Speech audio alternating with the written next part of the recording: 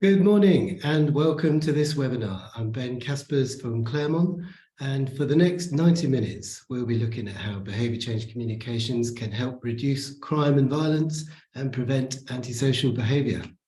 I'm very excited about this indeed. We've had a lot of interest in the event. We've had over 100 registrations, a mixture of people from the police forces, from violence reduction units, emergency services, and various other law enforcement professionals. We've got local councils, charities, community organisations, and some agencies and corporates as well.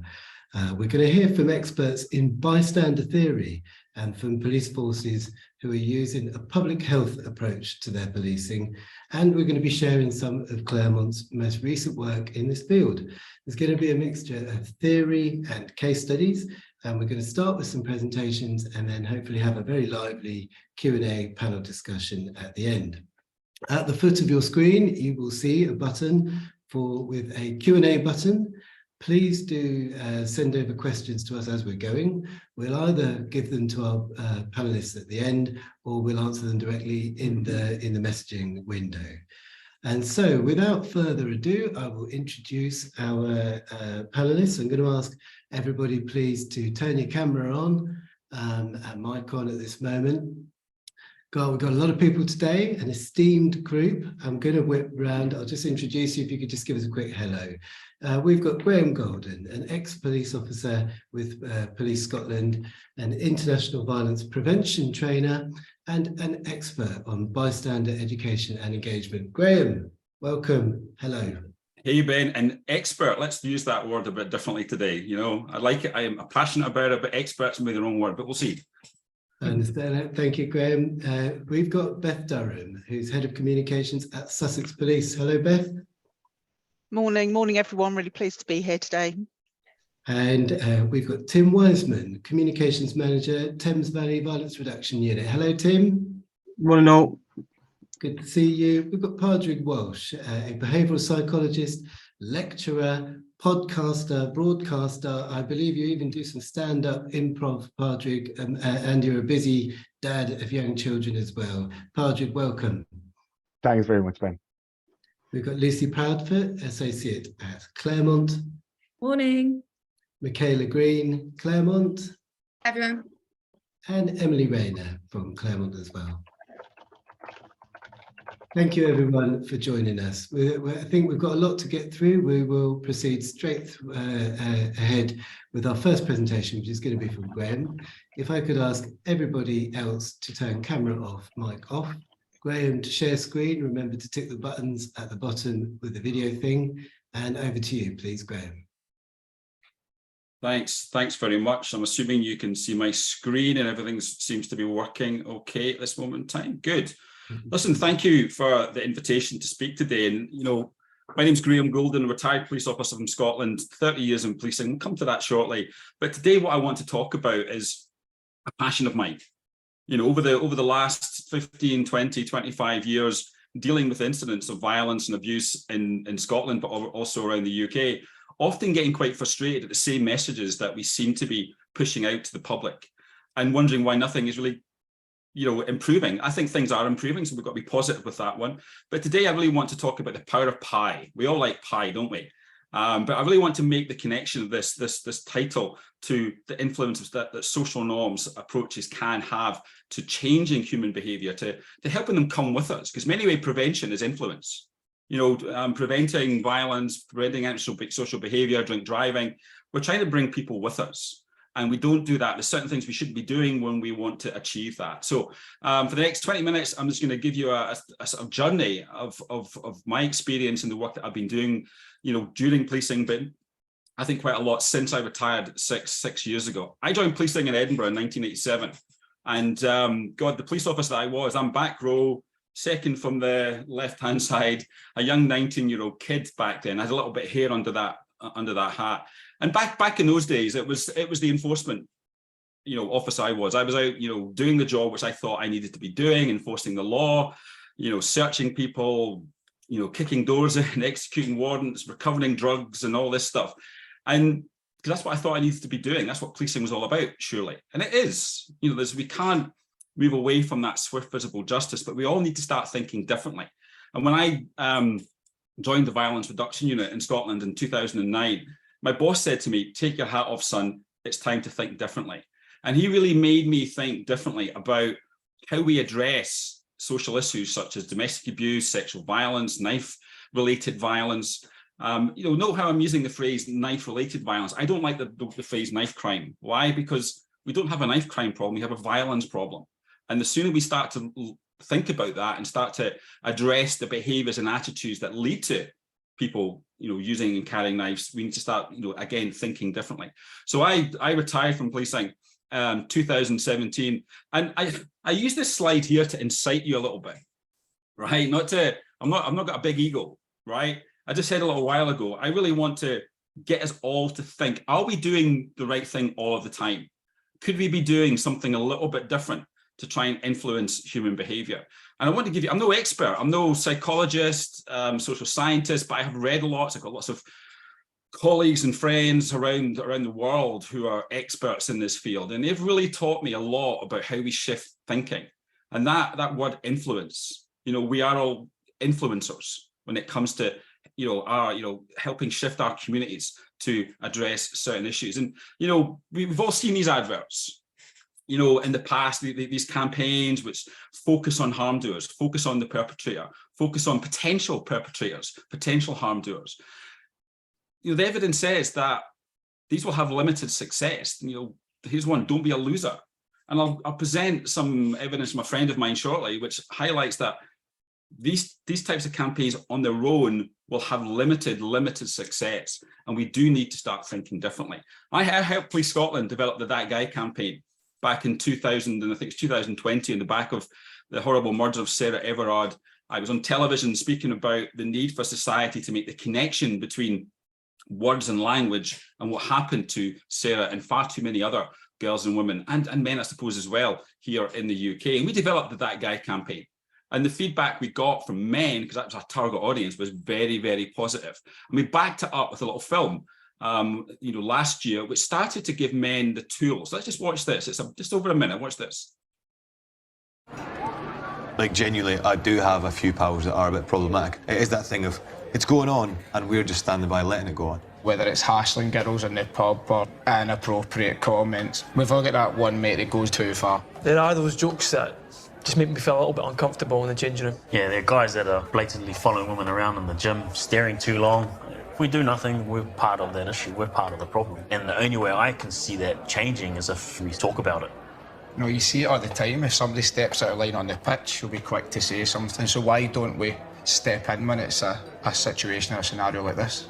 Yeah, why can't we take that into issues that really matter in life? You don't have to be the guy that calls them out in front of all your mates. Because we know that shaming doesn't work. Trying to sort of dig people out in front of people doesn't work. Just take them aside and have a quiet word. But I have been pulled up on behaviour plenty of times, not necessarily around women, but around my behaviour on nights out. So I know the feeling. It's quite mortifying. Like, I do get ashamed of it, and you do want to kick against that. I mean, it might hit your ego initially, but take it on the chin. I mean, when you do step in, you're not trying to be a dick. You're doing it to look out for him. Obviously, you're looking out for everybody else in that situation, but I'm looking out for you. They're going to be more willing to receive that advice. When you've done that, you can go home, look at yourself in the mirror and actually go, you know what, did something right. We're all mates at the end of the day. We're all looking out for each other. So don't be that guy who stands by and does nothing. Don't be the guy that laughs along. Don't be that guy that sees your mate doing something that he shouldn't be. Have a word in his ear.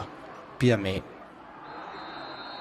In that campaign, you won't see anybody in that film that you recognise. We wanted to make the film inclusive for men in Scotland and around the UK and around the world now to see themselves in that. A very positive campaign and giving men the tools. And that campaign has been replicated in the United States. I helped the Futures Without Violence do that dude type campaign, and that came out earlier this year. But we had some really positive responses. Why? Because we focused on the positive.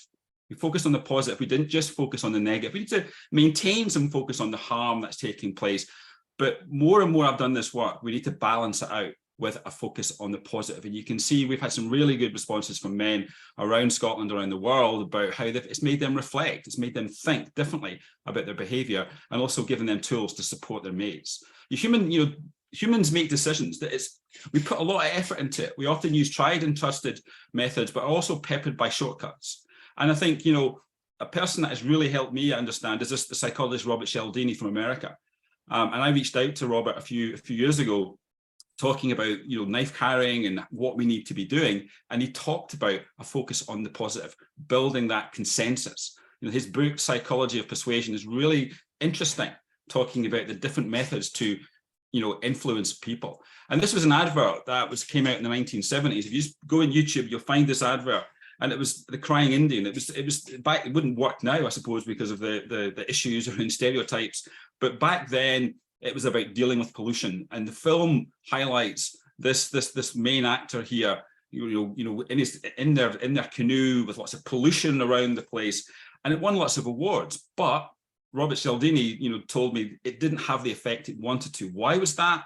Because it solely focused on the negative. If they'd balanced it with, families picking up litter, communities picking up litter, that would have started to communicate what is needed. And a little segue into some of the bystander work that I do. This chimney analogy here. These are the three types of people that we will come across in the work that we're doing. We tend to focus on harm doers, the perpetrators. Think of the one punch campaign. One punch can kill. Of course, most people do know that, but try telling that to a person who is, full of alcohol, full of drugs, trauma, that sort of trauma response. We need to be engaging their friends. Our prisons are full of guys whose friends have let them down. And I've met loads of men in prison who have said, if my friend had stopped me doing what I did 5 years ago, I wouldn't be here. I wouldn't be in prison for another 25 years. And you can imagine what these people have done. So we need to maintain some focus on that. We need to think wider. Same with victims. We need to focus on victims, support victims, but we can all do that, as friends, as colleagues. So bringing the bystander into the conversation is really powerful. The most important thing that any one of us can say to a friend, a colleague, a teammate, classmate, if it's at school, if they disclose abuse to you or you see them being bullied or harassed or whatever, that wasn't your fault. And these are simple tools that we can start to give, not just professionals, but ordinary members of the public. I've been, over the last 6 months, probably worked with about 4,000 to 5,000 people around the UK, just ordinary community members, giving them some basic tools. Efficacy is a big motivator for bystander, for bystander action. We tend to focus a lot on giving people tools, but we need to really better understand the motivators to action, but importantly, the inhibitors, what stops people. Because the psychologists they've told me that maintain a focus on the psychology of inaction as much as you do on giving an individual tools to act. And I see lots of programs just focusing on tool acquisition. We need to create conversations, because a bystander approach to violence prevention moves away from the simple victim-perpetrator binary. Because if we focus on all men as the problem or the potential problem, just watch the pushback. You'll get that not all men hashtag coming up. And if we start to focus on women and girls as victims or potential victims, there's a risk we venture into victim blaming territory, and you watch the pushback, and rightly so, that you're going to get for that. So bystander approaches help us address the social fear. When it comes, and let's face it, when it comes to reducing violence in society, real reductions in violence and harm will take place when friends stop other friends, or friends intervene with friends. It's not about stranger situations. That's like playing whack-a-mole every single day, and we can play that as much as we want. It's about friends, especially male friends, men, having the moral courage to say, hey, that's not right. That's not like you. And we can do that. And we started to do that with the That Guy campaign. And the benefits of a bystander approach, for me, it moves away from this binary approach that we tend to have. It's a great way of working with men. Great way to engage men. We invite men into the conversation. We don't indict them, which is a phrase from Esther Sola in the US. What turned the tide on dealing with domestic abuse? Invite, not indict men into the conversation. It forces self-reflection. When you're sitting in a bystander or leadership type training that I do, people will often come up to me and say at the end, you made me think about my jokey personality and how I might be impacting on others. Thanks for that. You've changed my mind there. It builds empathy. Empathy is a big motivator for bystanders. Putting yourself in other people's shoes is something we need to be doing. So it's a really good way of doing that. It's evidence informed. As I say, it's more than whack-a-mole, and it helps correct misperceptions. Young men, especially young men, and young men are really what we need to be focusing a lot more on in this country when it comes to violence and abuse. We often wrongly perceive what our friends think. So a bystander approach done through conversation and discussion, lets men share their views. And they start to realize that in the main, most men in their peer groups, friendship groups, share the same healthy views as they do. And it helps culture change. One active bystander not only signals disapproval for a behavior or an attitude, they make it okay for other people to do the same. And that's how we change culture. I met this man a few years ago in online, actually, Alan Berkowitz, and I've known of Alan for a good few years. One of the real pioneers when it comes to social norms approaches. And I asked him a few months ago, what doesn't work? Okay, so let's watch this for just over a minute. Watch this. Before we start to look at, what works to bring men into the conversation, what doesn't work, do you think? In your view, what are we getting wrong when it comes to talking to men? It's not what I think, it's not Alan's point of view. It's what the research shows. Yeah. The research shows that scaring people doesn't work. If you do this, you go to jail. If you do this, then when Graham was a cop, he's going to bust you. If you smoke cigarettes, your lungs are going to turn black. You go to all these different countries and you have these scary pictures on the cigarettes about what's going to happen to you. People still smoke. So scaring people, making people feel you're a bad guy. Real men don't do this. I'm not a real man. Now I feel bad. Scaring people doesn't work. Making them feel ashamed doesn't work. Telling them do the right thing doesn't work. Giving them information. If you do, X% of people are harmed by this and this and this.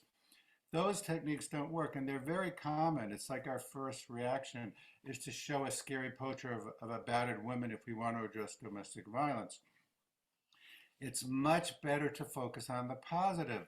Most men don't like hearing their friends brag about their sexual exploits. Yeah. Most boys want to make sure they have consent before they have a sexual interaction. We've really learned in the prevention field, we call it the science of prevention. It's not Alan's point of view, that focusing on the positive empowers people to do positive things and inhibits people from doing negative things. Now, sometimes we need punishment. So what Alan is really starting to highlight there is the power of the positive approach. In the UK just now, we have young people around the country fearful of knives. But we know from the research, the vast majority of young people don't carry knives. And I think we often, in our efforts to stop an issue, we actually contribute to the issue and potentially make it worse. And, but an example of that recently has been looking at knife imagery. That display of knife on social media. Thankfully, we're not seeing as many knives being brought into schools by police officers to show a sort of knife awareness, educational input. But we know that can raise the fear. If you see all these knives in newspapers and on social media, then you're thinking, wow, I need a bigger knife. We need to really start to focus on that 99% of people, rather than the 1 in 100 that carry a knife, the 99% of people that don't. Reassure them out there. That's what Alan is telling us. And we're starting to see that. This was a campaign in the United States in the 1980s. Friends don't let friends drive drunk. Big issue of drink driving, major cause of road deaths in the US. And they shifted the focus from the drink driver to people around the harm doer. And this led to upwards of 75%, I believe, of American citizens taking their car keys off their friends, harnessing that power of responsibility that we have for other people, for our friends. Friends don't let friends carry knives. Friends don't let friends struggle with mental health. I work with police officers around bystander, intervention in the US and here in the UK. Friends don't let friends lose their careers. So harnessing that power of friendship. And I'd like to see something like this with the One Punch campaign, where we start to bring friends into the conversation. When your friend is getting angry on that night out, just take them away, give them the tools to be able to walk away. And we're seeing this. I think this campaign might be getting talked about at some stage today. And what I love about this is we're not focusing on phoning the police or simply focusing on the person who's driving the vehicle. We're really starting to bring the bystander into the conversation, give them that sense of responsibility. Are you mate enough? Friends don't let friends, that type of message. Just because it's been done in the US doesn't mean we can't do it here. And we're using the same psychology to influence people to look out for themselves. Because let's face it, if you don't help somebody, a friend or a colleague, you're not really being loyal to yourself. You're not being loyal to your friends, but you're not being loyal to yourself. And this isn't about guilting people into intervention. Because I know friends and classmates and young people in school and workplaces, they already feel guilty as hell when they don't help their friends. We need to help them do what they want to do, which is the right thing. And we see this in some good campaigns. You know, this is some campaigns from the US, and we're starting to see some of this stuff here in the UK as well, which focus on the bystander, giving them that sense that you can make a difference. I always say in my trainings, I want everybody in this room to believe that you can make a difference, because giving people that sense, I can make a difference, along with empathy, along with tools, along with support and other motivators, we can really help move that person from the passive to that active person who can start to shift the culture around the issues that you're trying to deal with. And I've another campaign I helped deal with and you know, helped set up in the last couple of years, the Speak Up Interrupt campaign with the British Transport Police. And I did a series of trainings with some social media influencers who went on to make this little film. And you can see some of the stuff that I'm talking about in this film, giving people the tools. Let's just watch this. It's, again, focused on men. Have you ever been a victim of sexual harassment whilst travelling on the train? Have you ever witnessed an incident but been unsure of what to do? Last year, there were 2,400 sexual offences recorded on British Transport and were overwhelmingly committed by men. I've been asked by British Transport Police to be part of their sexual harassment bystander campaign to appeal to men in particular to help create a safer environment. We want to look at how we can be of service without acting recklessly or risking our own or others' safety. You can help by doing something small and subtle to diffuse the situation. Speak up if you see anything that makes you feel uncomfortable. You can interrupt the situation, and in some cases, if it's safe to do so, standing in between a person causing harm to the victim might be enough to stop what's happening. You speak to the victim too. Please reassure them and offer them a subtle way out. The majority of these cases, somebody else would have been present but didn't feel empowered to intervene. You know, these campaigns are really, really positive about inviting people into the conversation. And you're probably wondering, going back to my title, The Power of Pie. You know, this is, you know, Alan Berkowitz sent me an article which focused on the power of pie. Positive, inclusive, empowering. You know, a focus on the positive rather than just simply a focus on the negative.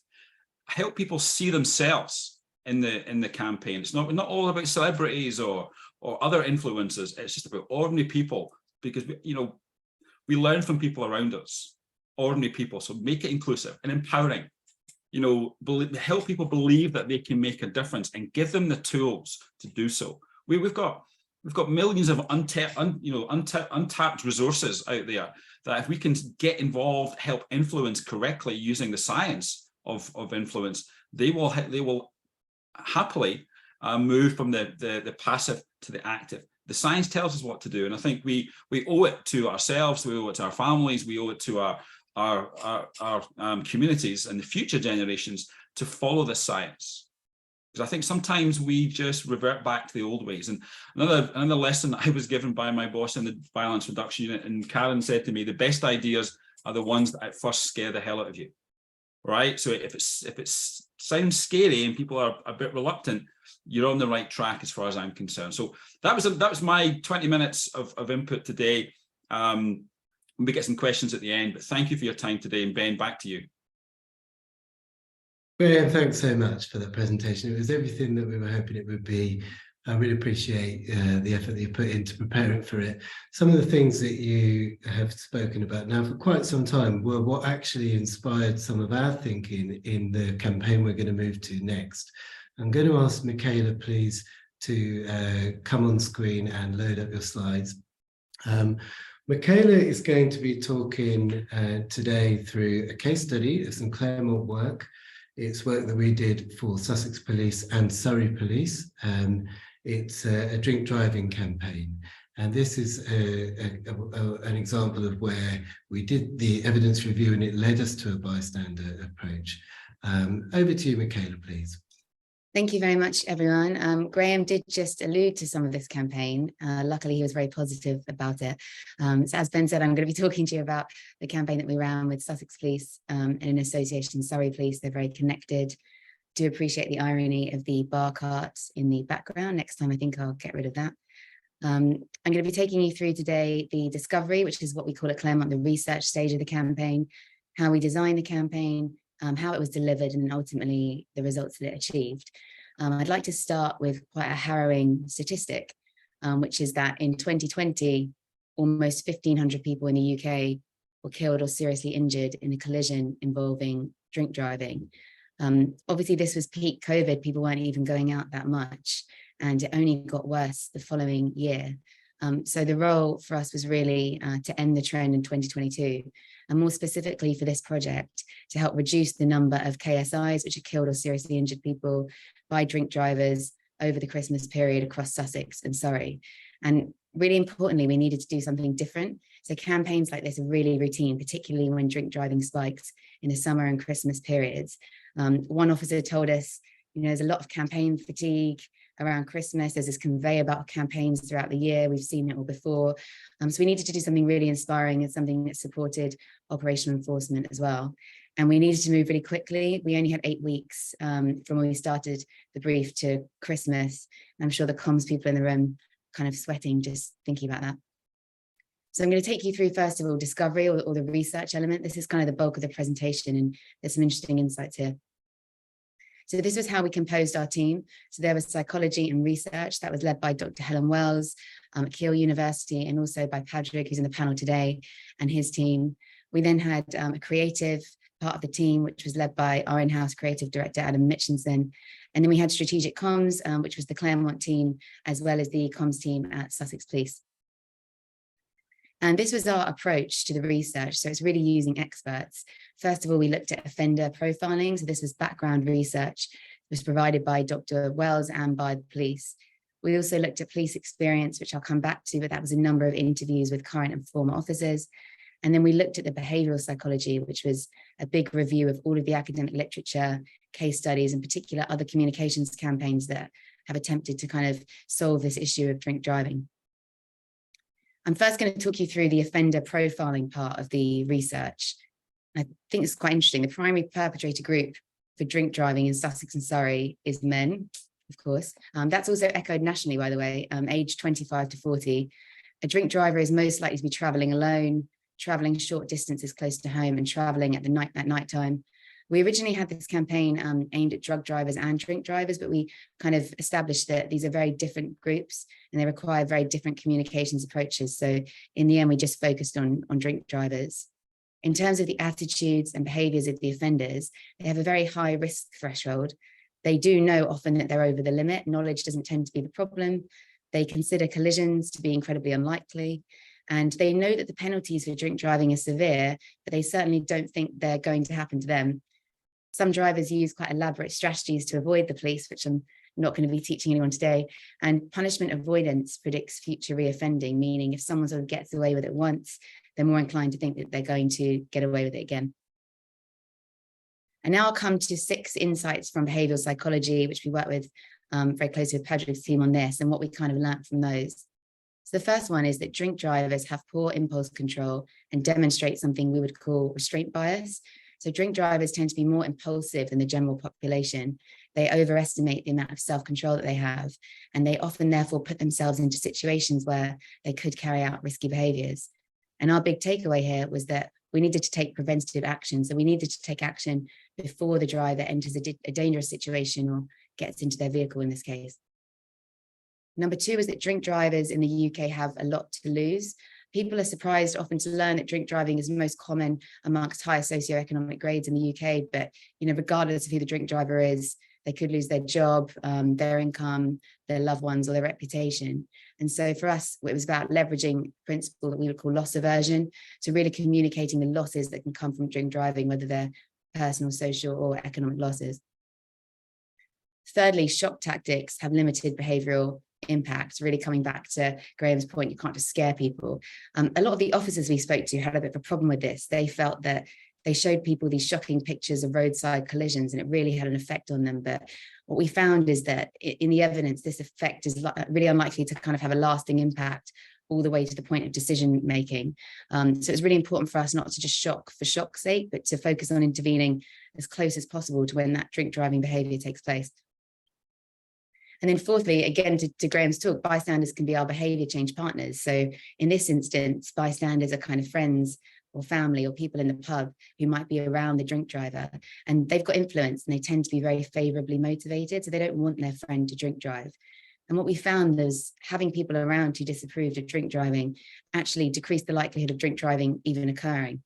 And I think what else is interesting is this kind of growth in community reporting we've seen in recent years, you know, dash cam car footage, COVID, sometimes it's known as social surveillance. And Graham showed some great examples there, but, you know, there's a lot of campaigns that have sort of ridden this wave. So there were two main insights for us here: to activate the bystanders rather than talking to those drink drivers directly, and also to make the most of this growth in what's sometimes called community policing.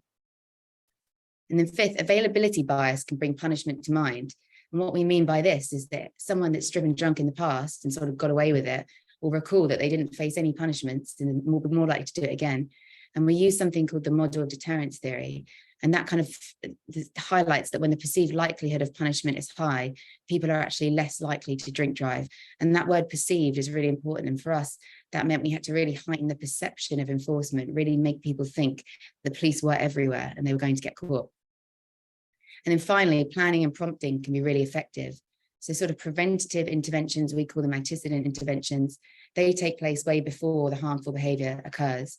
But we also need to focus on prompting, which is acting right at the point before a decision is made. So whether that's leave the keys at home before someone leaves the house, or leaving a sign on a car windshield before they get in the car, telling them not to drink drive. It's just looking at that entire journey and overall lessening that pressure on enforcement. So intervening before, during, and what we call prompt or trigger moments that really shape those drink driving behaviours. So that's a kind of summary of everything that we learned from the behavioural insights. Padraig's obviously on the panel today if anyone wants to ask anything in the Q&A about those.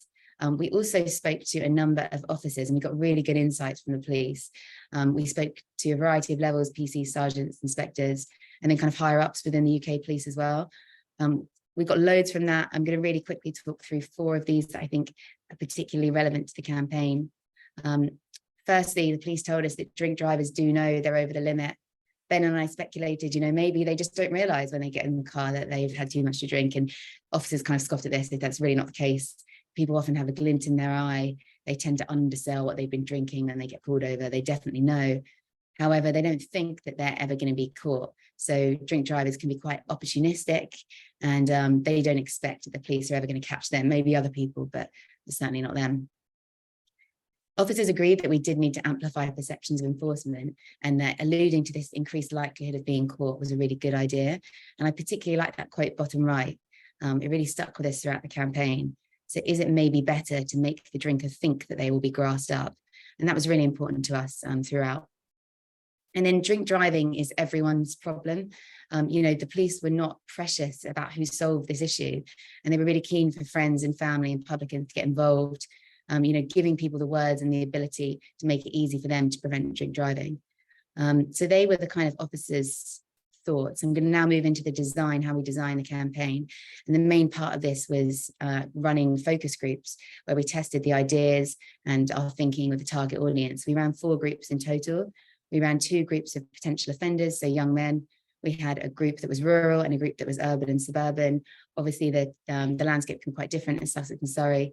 They were all car drivers, occasional to frequent drinkers, and had a middling appetite for risk. And that's important. You know, we're not trying to change someone's behaviour who will no way be changed. And we're also, if someone's very risk averse, it's not really worth talking to them either. They're not going to drink drive. So we're talking about that middle segment. And we also talked to 2 groups of potential bystanders, and they were a mix of ages, genders, and ethnicities, and had mixed appetites for risk. And I think what's really important to note on this slide is the overlap in the Venn. You know, some potential perpetrators could also be bystanders on another day and vice versa. And there's quite a lot of fluidity in these audience groups, which makes it interesting. And we took 4 creative territories into the testing. I don't have time to talk through all of these now, but happy to follow up with anyone. But the one that by far was most popular in all 4 of the groups was drink driving. Together we can stop it. So really this idea of coming together. And we also took a strategic approach into the testing.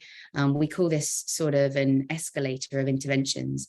So help prevent drink driving from happening in the first place. Persuade someone not to drive after drinking. And then police, if that fails, report it to the police. That actually did really well. We took some messaging in, some prevent messages, persuade messages, and police messages into those groups as well. For some people, the police messages were a bit uncomfortable. They kind of said, you know, would I really shock my friends and family? Would I really call the police and say my brother's been drink driving? But a number of people then voiced regret of instances in the past when they hadn't done that, and it kind of made them think about a bit differently about how they could have changed those situations. So we were kind of pleased to learn that a good proportion of people would do this. So all of that said and done, all of the research and the audience testing, this is probably the most important slide. Well, not yet, because I haven't populated it, but in a minute. This is our kind of crib sheet for the campaign. So we kind of came out with these 3 pillars. I won't go through this in detail, but the first big thing for us was to activate bystanders. You've probably gathered in this event by now that can be a really effective technique. Amplifying perceptions of enforcement, so making people believe that lots of people are reporting drink drivers these days and that the police are everywhere. And also this sort of escalator of interventions that can be dialed up or down, showing the police are really willing to take action on drink driving and they need the help of the general public. And once we had these 3 pillars established, we were able to work with the Sussex team to plan the media elements of the campaign.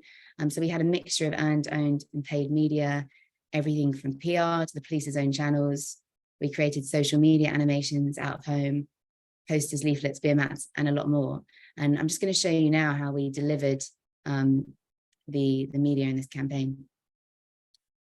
So first, I just wanted to point out that Prevent, Persuade, Police, which was a strategy, did become consumer facing as a strapline.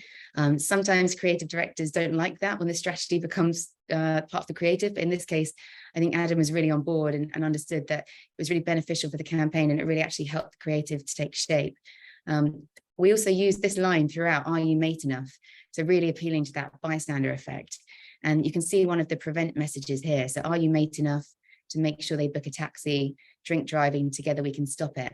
And the bottom left there, Prevent, Persuade, Police, really just kind of showing that there's a journey. And you'll see that we developed this whole kind of visual look and feel for the campaign as well. Here's an example of a persuade message. Are you mate enough to let them crash on your couch, not on the road? Drink driving, together we can stop it.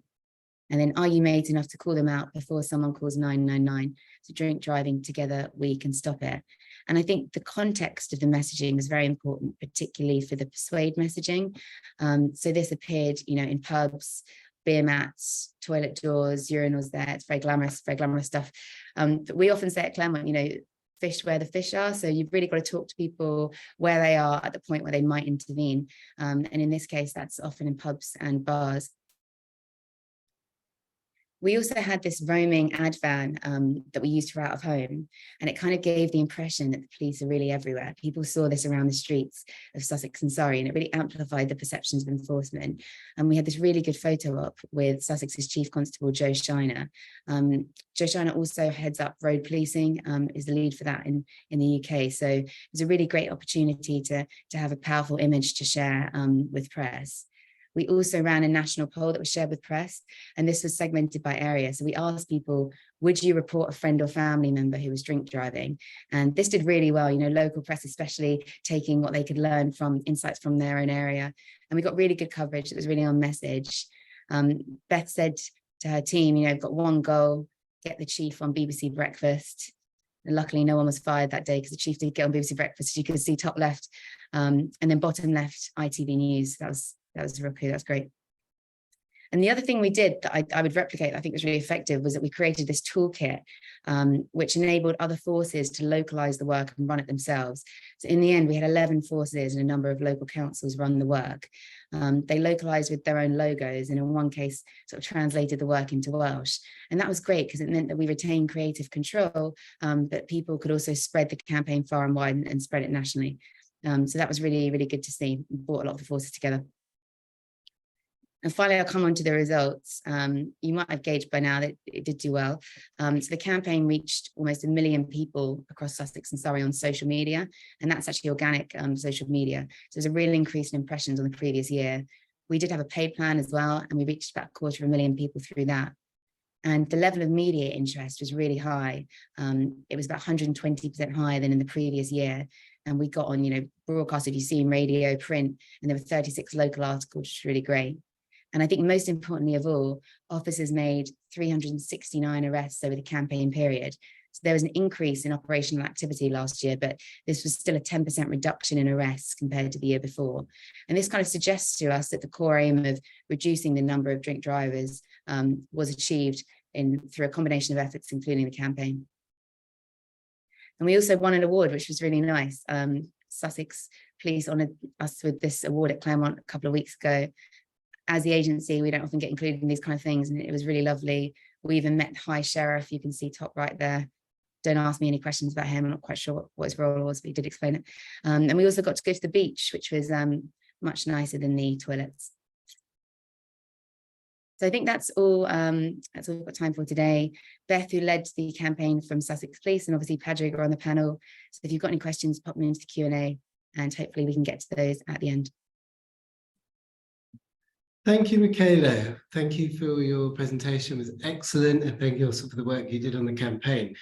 Just to emphasize, we're going to hear more from Beth and from Padraig in the Q&A coming up.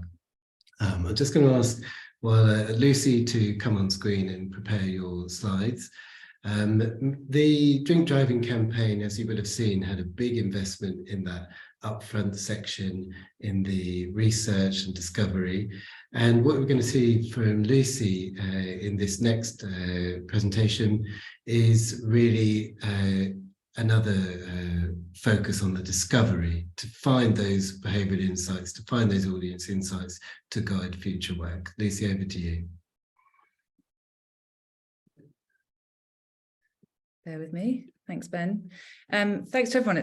I'm loving this event so far. There's lots I'd like to sort of weave into mine, but I'm just going to talk you through some work that we did with the Thames Valley Violence Reduction Unit last autumn, which was, so Tim, who you'll meet in a minute, and his colleagues at the Violence Reduction Unit wanted to gain further insight into young people's perceptions of what's causing violence, what might prevent violence, and also kind of understanding the efficacy and the value of some of the existing interventions that take place in Thames Valley.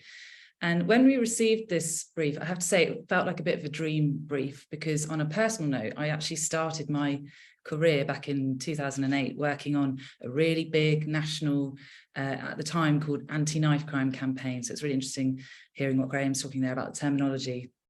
So it's kind of coming full circle on a subject matter that is very close to my heart, but doing it now in a way that aligns with how we prefer to work now, which is doing that real kind of deep dive into understanding the audience and to really getting to know their motivations and their possible inhibitors. And to borrow a term from journalist Gillian Tett in her recent book, Anthrovision, which is a great read, by the way, she talks about getting a worm's eye view. So really getting onto the ground and embedding yourself as much as possible amongst the audience, asking open-ended questions, getting to sort of tune in and explore the situation. So we were really delighted to receive that brief. Before I carry on though, I'm just going to ask Tim to say hello and just pop up.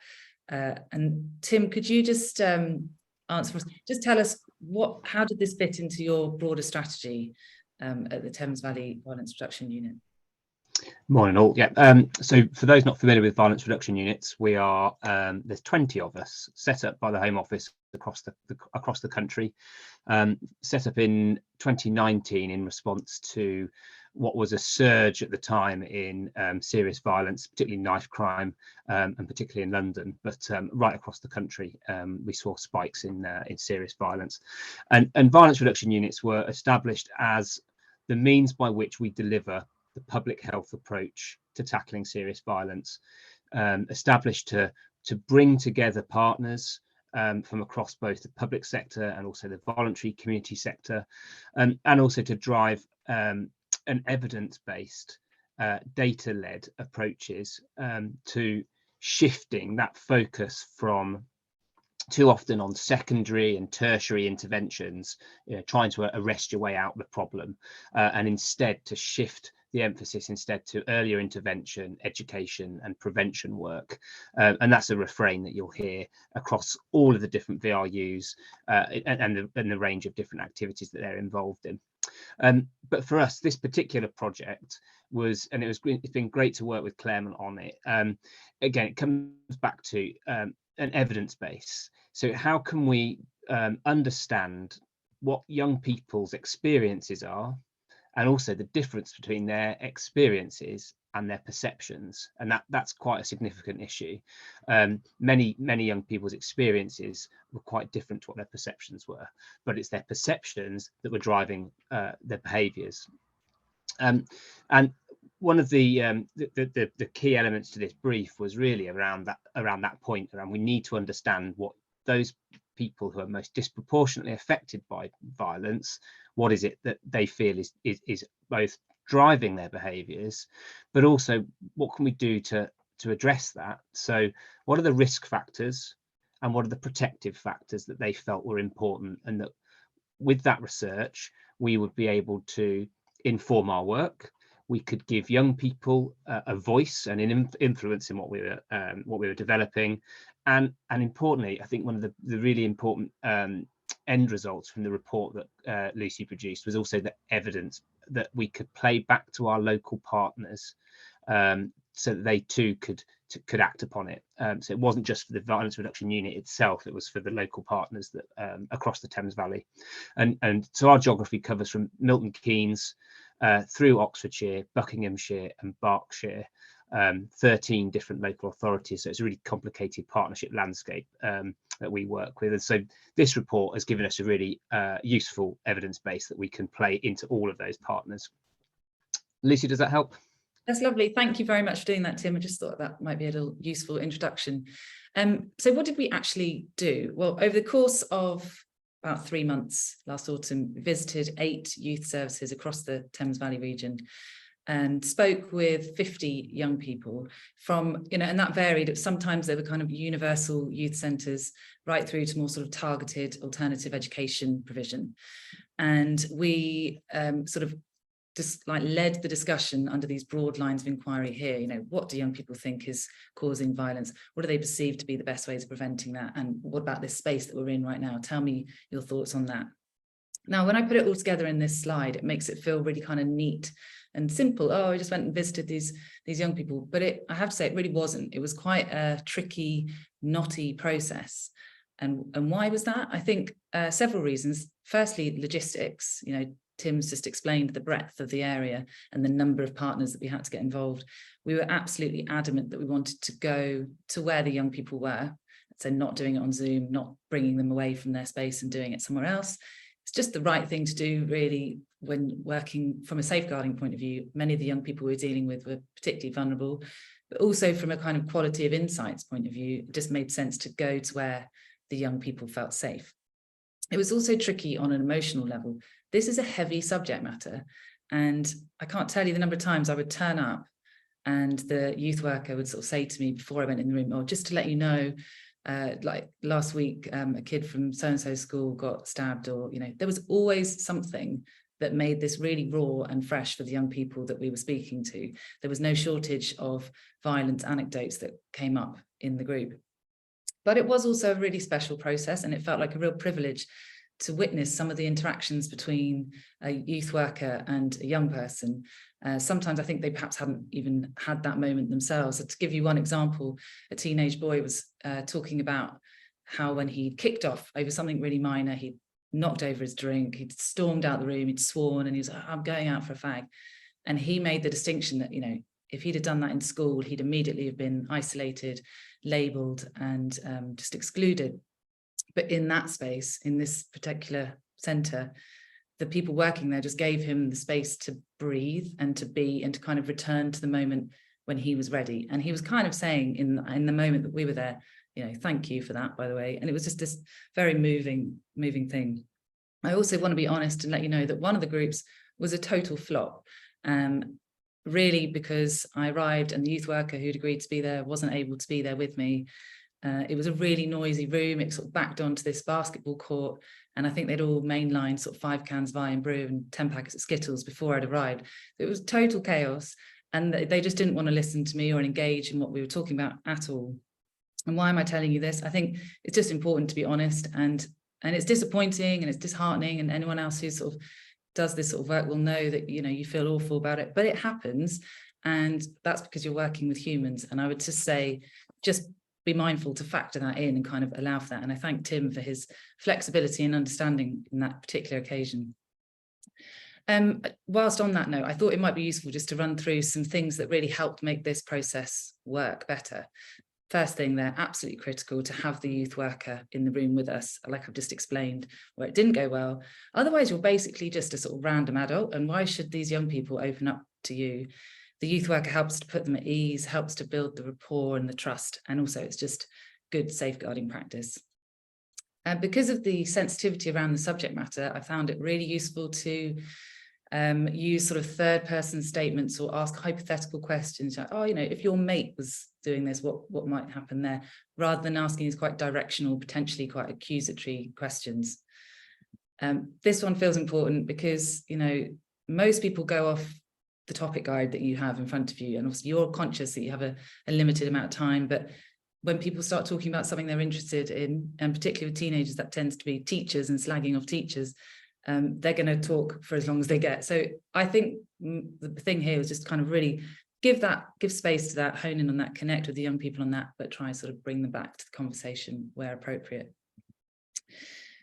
Try to weave in sort of breakout groups and actual exercises rather than just sitting around a table just to sort of shake the energy up a little bit. And then this final point, I've put it in bold because I think it's extra important. When it comes to doing yourself and the process and the participants justice, you know, I think often as a qual researcher, you have to have this quite sort of emotion-free response. So you're not reacting to stuff too much. But this is a really heavy subject matter, and I think it would be really strange not to be affected by it. And so I found it very useful to kind of debrief and offload to whoever would listen, ideally a colleague, but you know, partner, friend, fine. Just to sort of acknowledge what's coming up for you emotionally, and so you're not carrying that to the next session, because you know, those young people who are being brave enough to be honest and open up about their life story, they don't need your sympathy and emotion, they need your empathy, they need you to be there in the moment. In my opinion, sympathy is basically another form of judgment, really.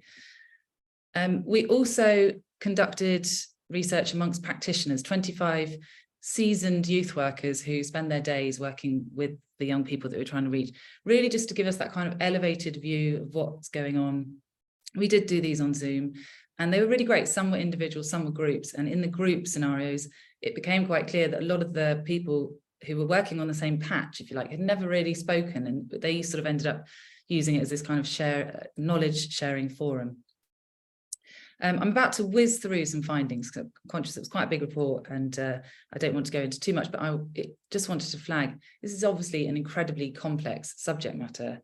And I'll just show you a few, but I think it's really interesting to see how there's some parallels with what we've heard from Graham. So this first one here is really trying to get across how relationships and a young person's need to connect and to belong and to be understood is so important, and so it really shapes their behaviour. And in this situation, you know, in a negative way. Young people talk frequently about being excluded from all walks of life, be it their home, school, or just out on the streets. You know, move along, teenager, get out of the way. And they just left feeling unwanted and unwelcome and not heard at all, which I was observing leaves this very sort of dangerous gap, which needs filling. And what we're hearing was that, you know, the groups and situations where young people are involved in violent behaviour is because they're getting that sense of belonging, they're getting that sense of connection. And in some terms, they were using the word love and family. You know, this is not a gang, this is my family. And it's worth saying here that the word gang held absolutely no currency with the young people we spoke to. It was, you know, it's just not something, it's not the way that they see themselves, kind of a laughable thing for them, actually. The second one here was for so many, and this is, I think, really interesting, it picks up on Graham's point, you know, for so many of the young people here we spoke with, violence feels like it's everywhere. So this is a perception. We know that it's not, but it feels like it is. And that's because of various things, depending on who you speak to. It could be that they've seen something happen really nearby. It could be that their parents are really worried about it, and so talking about it all the time, seen it on social media. You get the picture. There's this kind of, it's just breeding this, the fear of violence is almost breeding the violence, because it fuels this existing narrative that, God, well, if I need to be safe, I better carry something, you know, and almost like it would be irresponsible not to be. And in that, I think you get this fluidity between perpetrator and victim as well, which Michaela touched upon. It's kind of, you're never just one thing. But what struck me about this was that young people are also really interested in knowing how they can stay safe. There were several unprompted kind of inquiries about, well, how might I stay safe? And people were showing me stuff that they'd looked at on Amazon, you know, like, if I carry this, is this legal? Can I do this? And I obviously, you know, didn't have the answers for that, but I think it's ripe exploration for the next phase of the campaign. Moving on to just one insight here around kind of possible preventers. You know, I've talked about young people wanting to belong, but they also just want somewhere to be physically. So that's not home and it's not school and it's kind of keeping them out of trouble. But they also need someone that's going to meet their emotional needs. And the places where we conducted the research were offering that. You know, they were quite literally lifelines for some of these young people, giving them a space to be not be judged and to hang out with other people, potentially make friends for the first time, and also just to have fun as well, which seems to be a missing piece for a lot of young people these days. But it's kind of impossible to think about the impact of those types of places without considering the people that work there and the people that go there and the opportunity they present young people with to form meaningful relationships. And it's those kind of positive role models and meaningful relationships that allow young people to look at their own behavior and kind of question it in this healthy, positive way. It was really interesting to me that many young people sort of told us what's kind of missing in their emotional toolbox, if you like, these abilities to handle conflict. So self-regulation, communicating more effectively, working out their own feelings. You know, I was kind of expecting to hear this from practitioners, but to hear this from young people themselves was kind of blew my mind slightly, and I think is really, again, sort of rich territory for us as we continue to explore this project. Just want to show this slide as well. So when Tim and I presented the report back to the partners, I wanted to sort of have this up here. So there was a lot of overlap between what we heard from young people and practitioners, although I have to say young people focus much more like on what's going on that day, that month, whereas practitioners had this much broader socio-ecological view of what had happened in a young person's life, you know, the multiple things, the moments layering up that increases someone's vulnerability to exploitation and violent behaviour.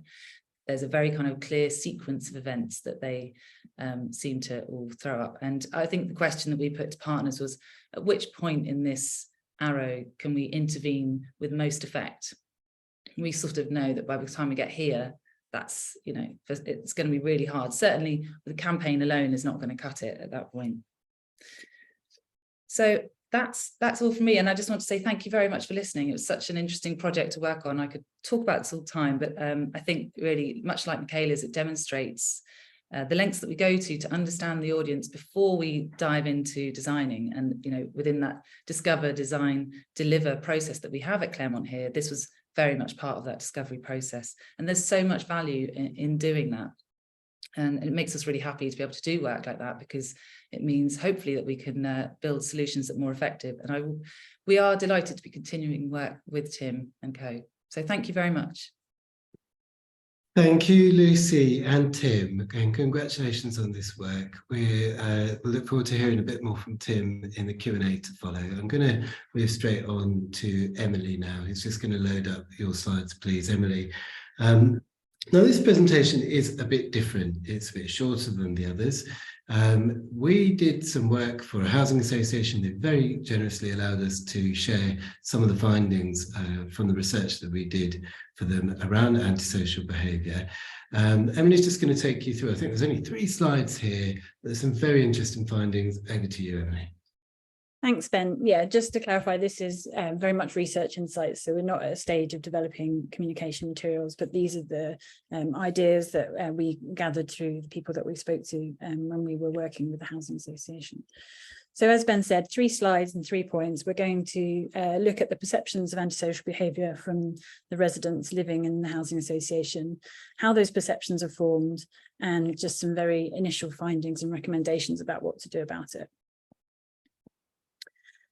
What we found in terms of those perceptions was there's actually quite a notable tolerance of antisocial behaviour. People recognised that it wasn't a black and white thing, and that probably they themselves had done something that was a bit antisocial, whether that was playing music late at night, doing some DIY at an unsociable hour, or maybe having an argument that other people could overhear. And so there was definitely a sense that antisocial behaviour isn't just something that other people do.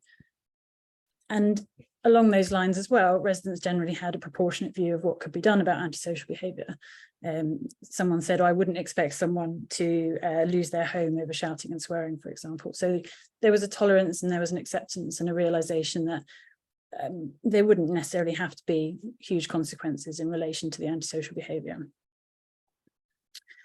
What we also realised is that antisocial behaviour was perceived in a very, very local context. We showed some communication materials from the Housing Association which evidenced what had been done about antisocial behaviour across England. And actually the response from the focus groups that I was working with was quite negative. They felt actually they wanted to know what was happening here in their community, and not even just their community, their street, their block, their home. How was their case being dealt with? So that's why we described it as hyper local, because that's where it really mattered to them. In terms of how those perceptions of antisocial behaviour were formed, we assumed perhaps that people would have got their ideas from the media, that would be some quite old-fashioned terminology like ASBO being used, or that actually people would have picked up some of the communications that the Housing Association had shared with information about antisocial behaviour. But really people weren't able to recall things from the media and weren't able to recall any of the communications that had been sent their way. Where their views were being formed was in their experiences. And so for those who hadn't had much of experience, they found it quite hard to articulate what antisocial behaviour was and how they would describe it. But for those that knew about it, because they'd experienced it, they were very eloquent and very vocal about, let me tell you my story, let me tell you what happened to me.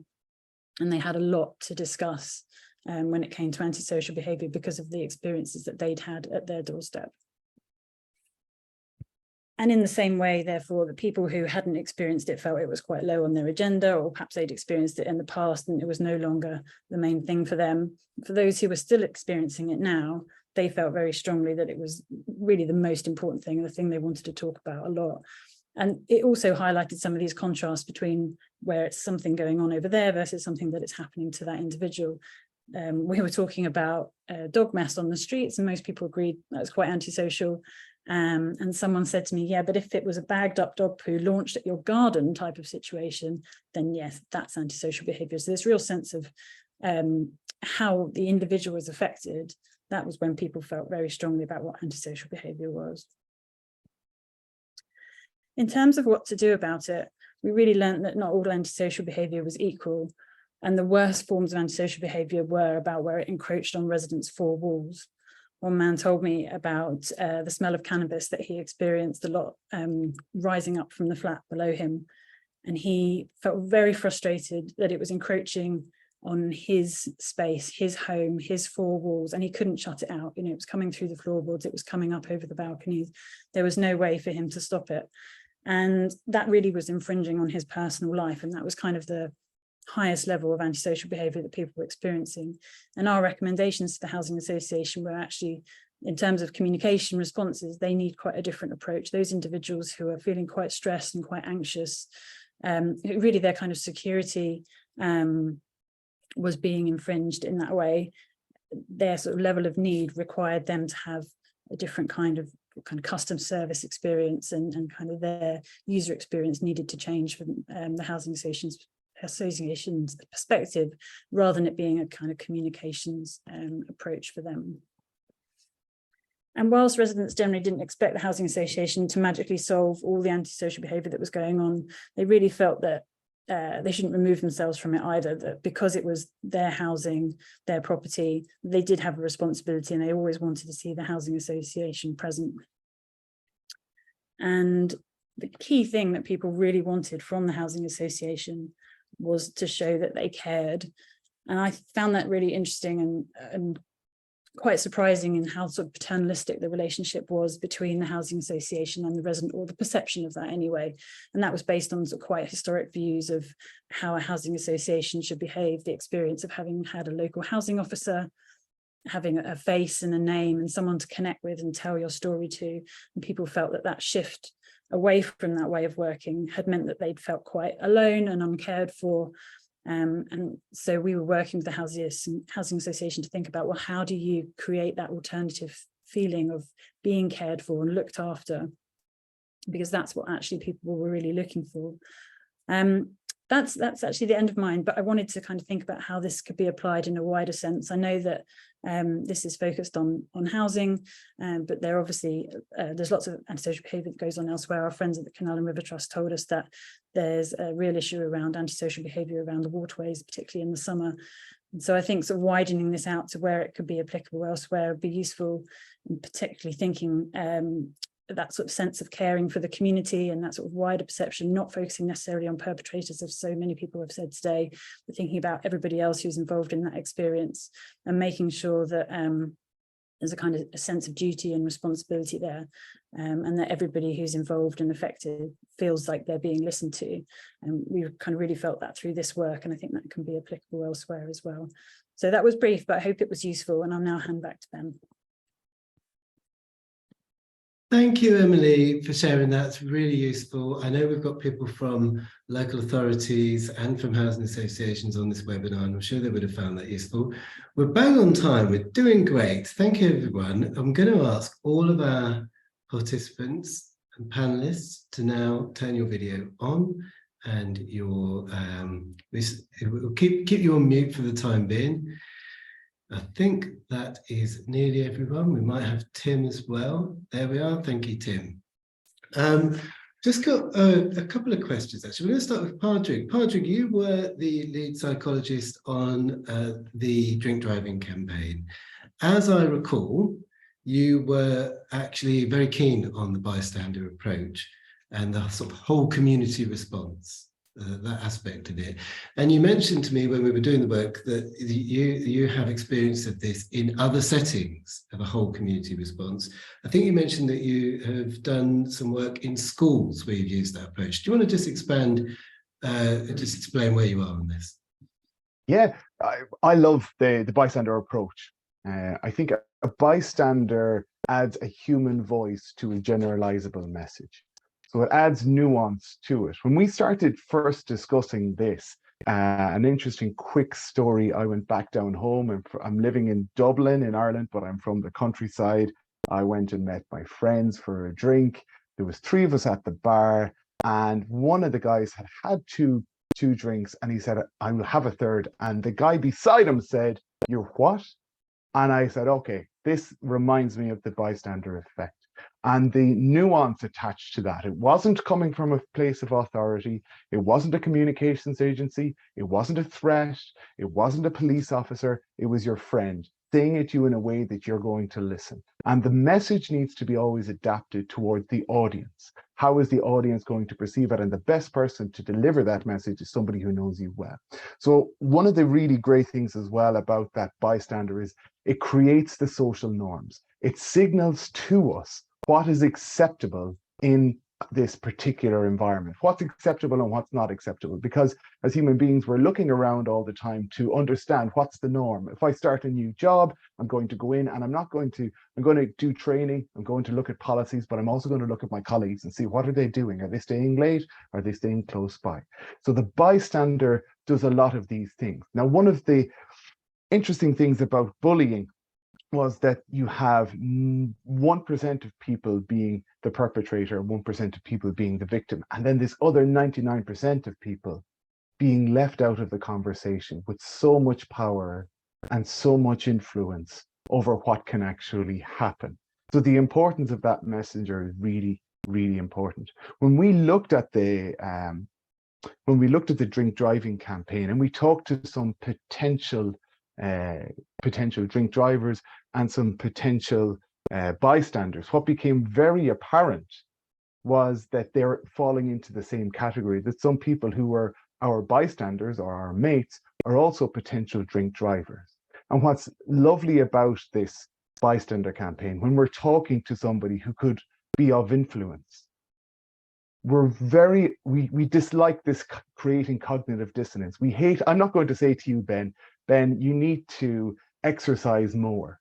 If I'm not exercising, if I'm in a classroom and I'm saying to one child, now I want you to stand in front of the class and give this presentation about how littering is bad, how we need to be kind to the environment. That child is going to sit down and they're going to feel really empowered. And the last thing they're going to do is throw the rubbish on the ground or act contrary to what they've just said. So as well as that, as a bystander, if we're telling others to behave in a particular way or suggesting it, then we're also recruiting those as behavior change agents. Two final things. I'm really interested in the psychology of the bystander. We're asking people who are passive to become activated. That for most of what happens, a bystander is going, well, what's motivating for me to do this? Now, in our research for this particular piece of work, what we saw is that actually motivation was quite strong, that a bystander is not a bystander is not a bystander.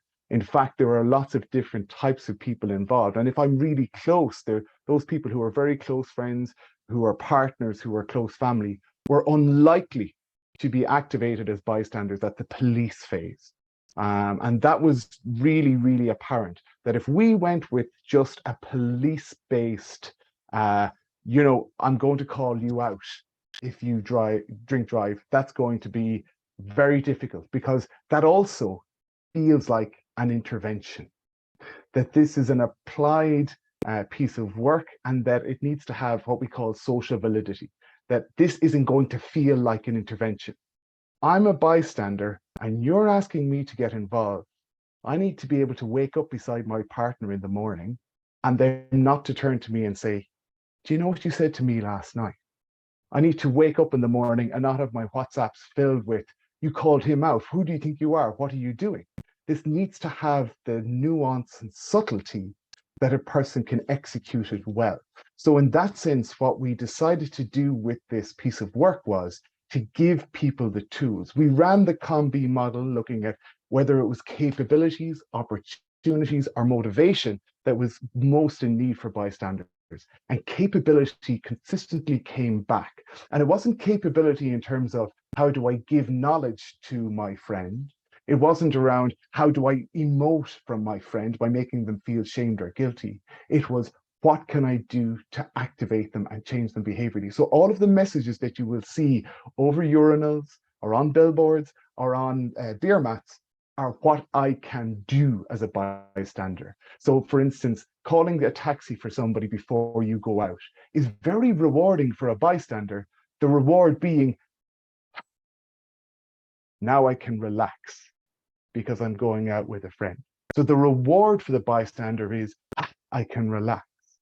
The persuade phase, where you're saying, I'm trying to persuade somebody, again, now we can enjoy our night out, or I've done something well. And I suggested something without making the person feel like it was an intervention, and this is not going to come back to bite me. So that was where I found this really interesting, looking at it from the bystander's perspective. I think that's why the escalator model worked really well. And I think having the timings, we know about the EAST model, which is saying that any intervention needs to be easy, attractive, social, and timely.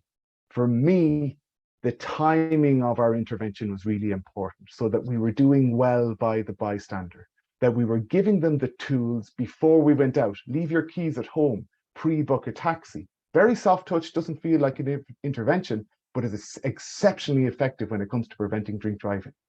All the way down to, are you mate enough? Can I call you out? Crash on my couch rather than crashing on the road. And that, giving that suite of tools to bystanders was critically important for me in this intervention. Thank you, Patrick. I mean, just listening to you, I'm reminded how valuable it is to have a psychologist as part of a multidisciplinary team. Just going to pass to Graham. You got your hand up. Graham, go ahead. You're on mute, Graham.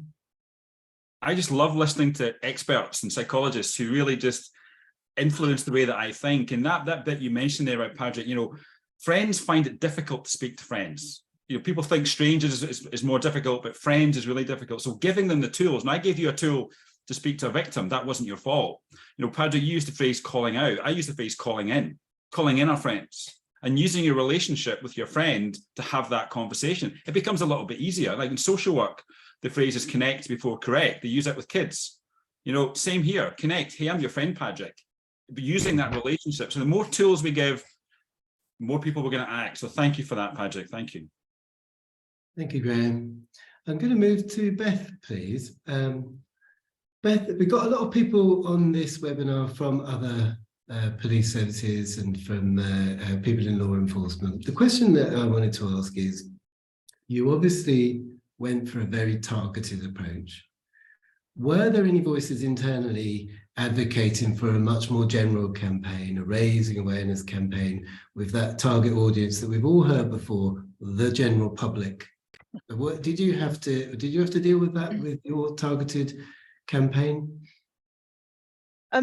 Actually, refreshingly on this occasion, no, I didn't, because we have been doing that for years, and it's proven, isn't it, that the finger wagging approach doesn't work. I think Michaela alluded to earlier, we were really fortunate that our Chief Constable here in Sussex is the National Police Lead for roads policing, and she'd actually commissioned research which set out the problem, and so she understood the problem and what the research was telling us, and was therefore persuaded that we needed a step change in approach. So in that respect, on this occasion, as I say, we were pushing at an open door. That's good. I'm delighted to hear it. The other thing is that you obviously invested heavily in the discovery phase, in the upfront work, in the research. That took an investment of money as well as time. Did you have to sell that in, or were people already predisposed to that? What happened there? I mean, I suppose I wouldn't say this approach is fully understood or accepted across the board. But what I will say is I've worked in and around police communications now for just shy of 20 years, and I think there is certainly more backing now than ever for evidence-based intervention. It's also important to say that I've done a lot of groundwork over the last couple of years within the organisation, rationalising our approach to focus on fewer higher impact campaigns, promoting better understanding of the best practice approach, and also co-developing with senior leaders and people within communications a weighted priority matrix to help manage demand. So there was better understanding already of the approach that we wanted to take and the paramount importance of that insight work to target the audiences. So those discussions then paved the way for adopting a fully evidence-based approach, as we did with this campaign, and the investment up front on a campaign that would have a long shelf life. It wasn't one that we were doing one Christmas, dropping it and doing another one the next Christmas. You know, this has got legs. So for other people out there in a similar position, don't give up on taking this approach. And what I was able to do is find like-minded colleagues and managers and senior leaders who understand it and then advocate for the approach, which made it much easier. Thank you, Beth. I know a lot of people in previous events have had questions about how we've managed internally, how we've got people through. They might have more questions for you in the chat. I'm going to move to Tim, please.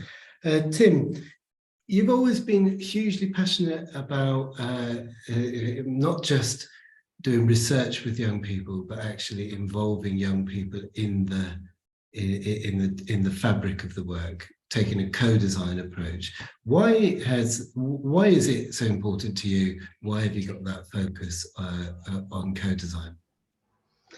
It's absolutely vital for our all of our approaches that we demonstrate that interventions and activities that we fund and deliver are informed by those that they are seeking to influence, whether that's to change their behaviours, whether that's to present them with other opportunities so they can be empowered to make their own choices better.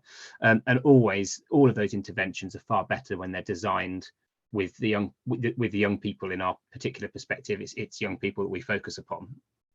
And it's also a really important way of gaining partnership buy-in as well. And Lucy has heard this lots of times where I'll keep saying to her, partly because of the way the VRU is structured, we're at the centre and we're working with a broad partnership base. In some ways, we are, as I say, a middleman to some degree in some of the things that we commission. So not only are we trying to deliver a product that is useful and changes behaviours, but we're also trying to convince partners. And that in itself is kind of like an added challenge to what we're doing. So if you build co-design principles in, if you emphasize the importance of the discovery stage, if you emphasize the importance of the evidence base, the efficacy and the longer term financial benefit of doing it in that way, it is a more persuasive argument with partners who ultimately are trying, in our position, we are trying to shift to take these approaches for the longer term when violence reduction units no longer exist. So yeah, co-design is really important, and it's a powerful way of understanding and informing what you're doing, as well as that broader partnership persuasion. Yeah, there's a general theme here that I just wanted to pull on. I mean, do you encounter, do you have to sell this in internally, or do you feel that, people are accepting of this upfront investment in this discovery work? I mean, what's it like for you? It's been really interesting, hasn't it? And Lucy, when you presented at our strategy board, which was the 9 most senior directors from across our location, there is a skepticism. There is a skepticism, and that's even when we're paying for it. We're not even asking for our local authority colleagues to pay for this work. We heard them say to us, "We already know this. We've already done this." Yet, in reality, not one has been able to present us with an evidence. They haven't captured it. So some of those findings, for those that have worked in, Graham, I'm quite sure if you look at Lucy's report, there's nothing in that report that is, is going to blow your mind when you think about young people and their vulnerabilities. Funnily enough, they need safe places, they need emotional connection, they need support. So none of it was groundbreaking. But what's been useful is that it has provided us with a credible, centrally produced report that's helped to persuade partners of the necessity of that work. I appreciate that, again, ultimately we funded it. So would we be able to persuade a cash-strapped local authority to take the same principles? I don't know. But what we've, that's the importance of that product, is by doing it centrally, we have given them that evidence base to work with.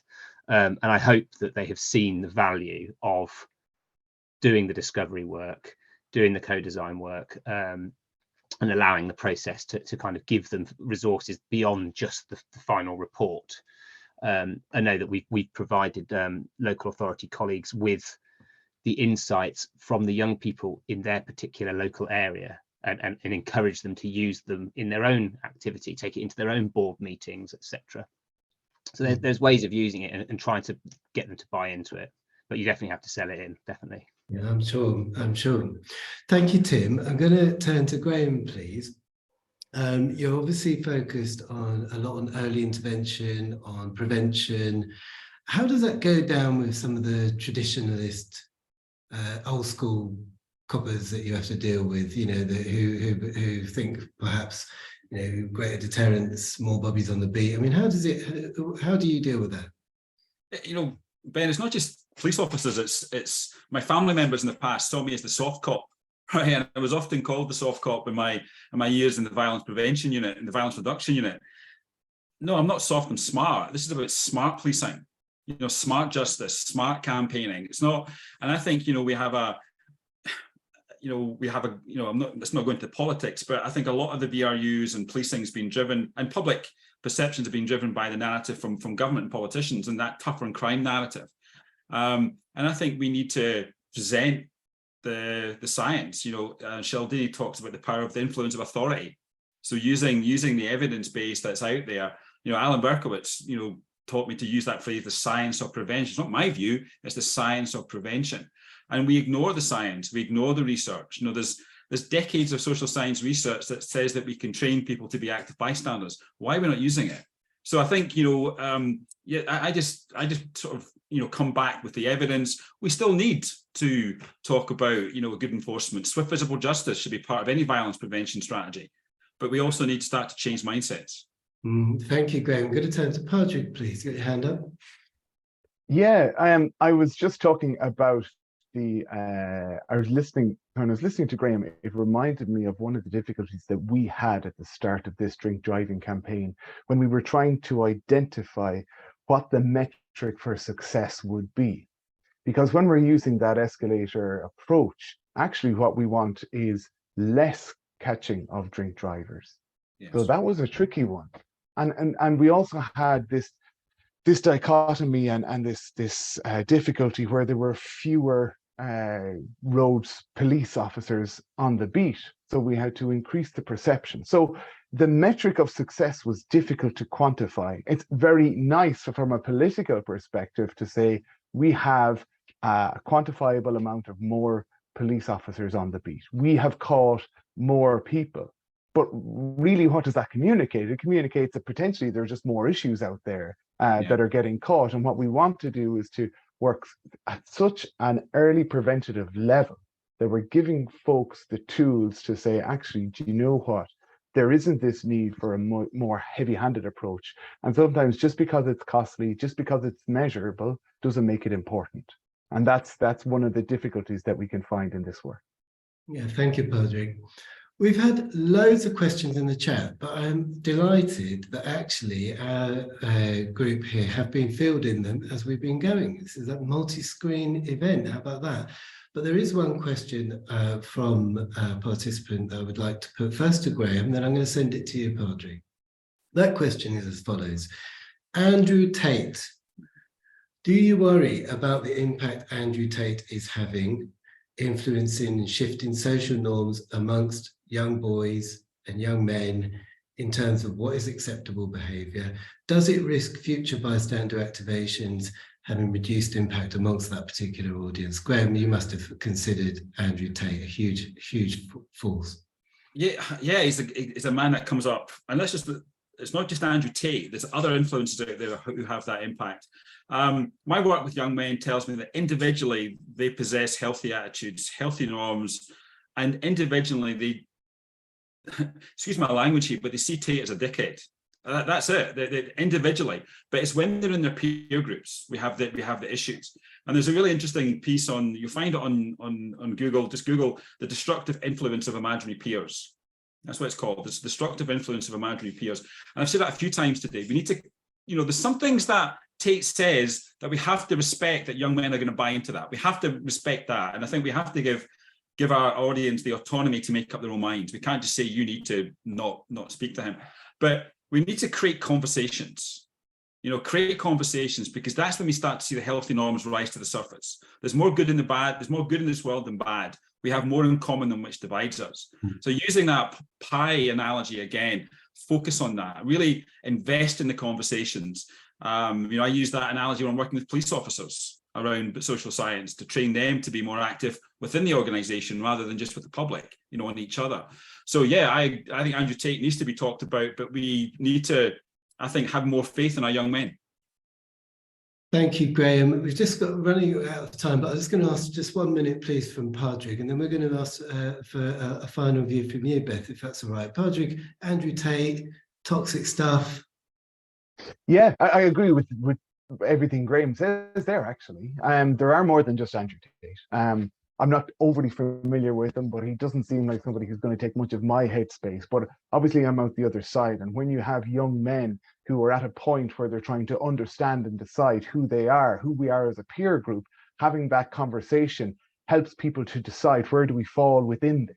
Because individually we might have a particular moral compass, but when we're part of a larger social group, that's what a social group is. It's that we build into a culture a set of beliefs, a set of behaviors, a set of ways of looking at the world.